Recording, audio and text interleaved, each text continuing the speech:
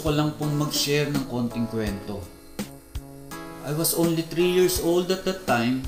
Si Kuya Jojo ko ay 6 at si Kuya Boy naman ay 8. Nakatira kami sa bahay ng lola ata ko sa San Juan, kung saan yung bintana ng CR ay nakaharap sa backyard.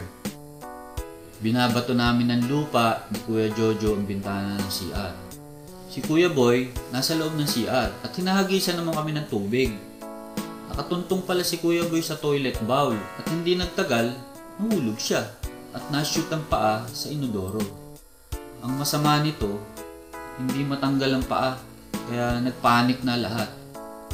I remember na umiiyak na ang mama namin nun, pati yung mga katulong ng lola ata namin umiiyak rin. Buti na lang, dumating ang aming Tito Porfi na isang architect. By the way, ninong siya ni Kuya Boy. Kumuha ng Tide powder ang Tito Porfi at ginamit para padulasin ang bowl. Laking pasalamat ng lahat nang matanggal ni Kuya Boy ang kanyang paa. Siguro, yun ang dahilan kung bakit may natural kachicha si Kuya Boy.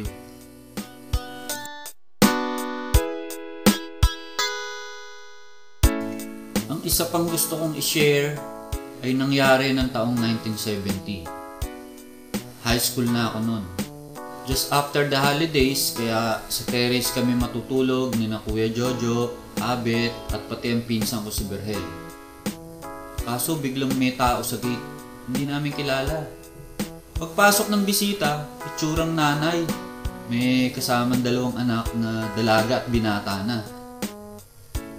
Hinarap ng papa at mama ko ang mga bisita. Sabi ng nanay, ilabas daw ang anak niya dahil tinangay daw ni Al. Si Kuya Boy yung sinasabing Al, kaya napailing ako.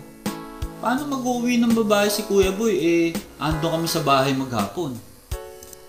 Matapos ang mahinahong usapan, lumabas ng kwarto si Kuya Boy at nasya kami lahat dahil kasunod niya ang isang babae.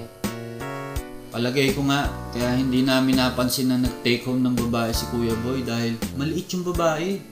Siguro, sa bulsa niya nilagay.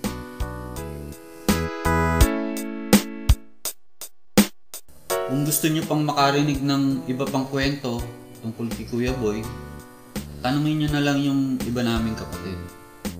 At para naman doon sa continuation ng kwento ng babae, hanapin niyo yung babaeng maliit, tanong niyo sa kanya kung talagang totoo yun o hindi. Okay?